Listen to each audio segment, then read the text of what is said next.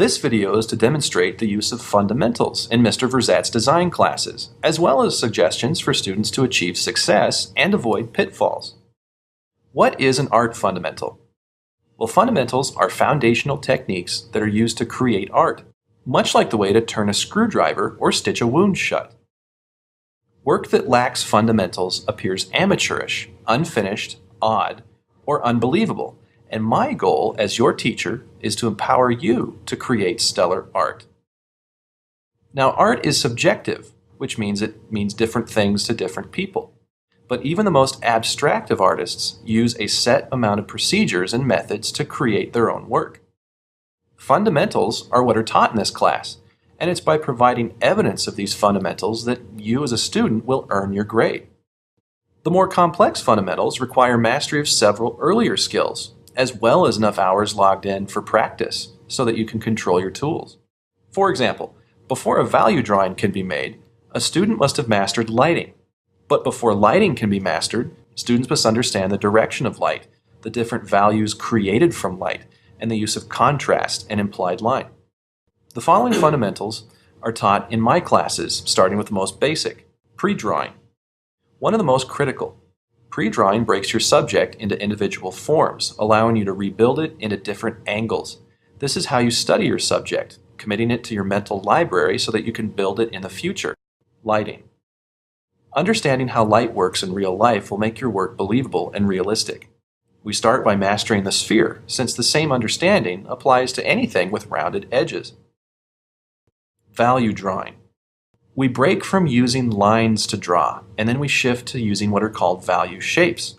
Students instead draw with shadows. Much like painting, the entire method of creating an image changes, which makes your work look closest to nature, or in other words, more realistic. Here, the mastery of how you apply your medium, usually pencil, is the most important. It's broken into several smaller fundamentals such as the pressure scale, layering, implied line, and contrast. Linear perspective. This teaches students to build their drawings in a volume of space, creating the illusion of 3 dimensions. This is essential to make a drawing believable. Perspective is almost like math, breaking the drawing down into vanishing points and angles around an eye level.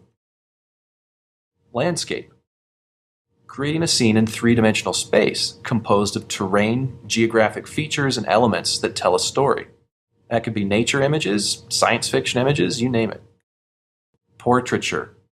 This unit teaches the anatomy of all the facial components, as well as the techniques used to draw them.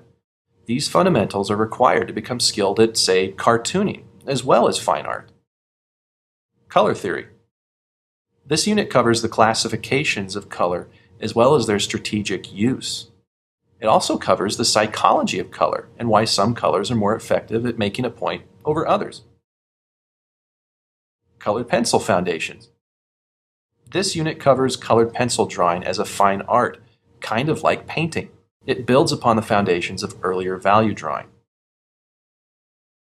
Now, in my other classes, such as advanced design, cartooning, animation, digital painting, and traditional painting, use the above fundamentals in each lesson, but they build on them.